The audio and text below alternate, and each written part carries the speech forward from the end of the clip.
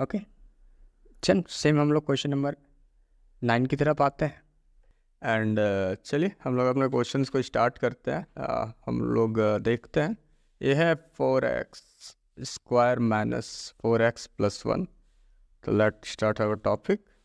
तो हमें 4 और 1 के वैल्यू को सही से कैलकुलेट करना है।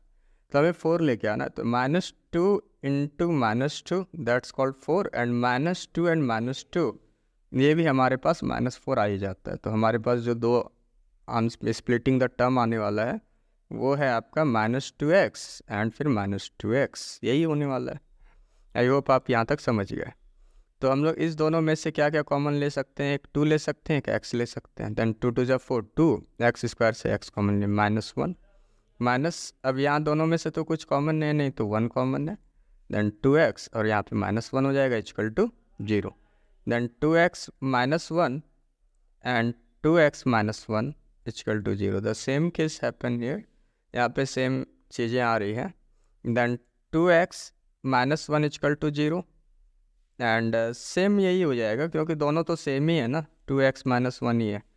तो चलिए 2x equal to 1, x equal to 1/2 and same thing 2x equal to 1 then x equal to 1/2। तो हम लोगों को यहाँ पे ये अल्फ़ा और बीटा मिल चुका है। तो हम लोग बोल देंगे let alpha equal to 1/2 and same beta भी आपके पास वही हो जाएगा 1/2। तो अकॉर्डिंग टू हमें जो याद है, alpha plus beta equal to -b/a। What is alpha in this case? Half, and beta भी हाफ। क्लियर है? And what is -b? That kit -4 -4 यहाँ पे क्या है? 4 है। क्लियर है? तो इसको हम लोग यहाँ पे सॉल्व कर लेते हैं। एंड हमारा क्या है? हाफ। तो यहाँ पे एलसीएम 2 हो जाएगा एंड 1 + 1। जब पता है आपको कि डिनोमिनेटर यदि हमारे पास सेम हो तो न्यूमरेटर एज इट इज़ लिख देते हैं हम लोग। That mean minus plus 4/4 equal to 2/2 equal to 4/4 cancel 1 and 1, that mean 1 equal to 1। That mean ये तो वेरीफाइड हो गया आपके पास। And what is the second case in it? Alpha into beta, that called c/a। What is alpha? Alpha in this case half, and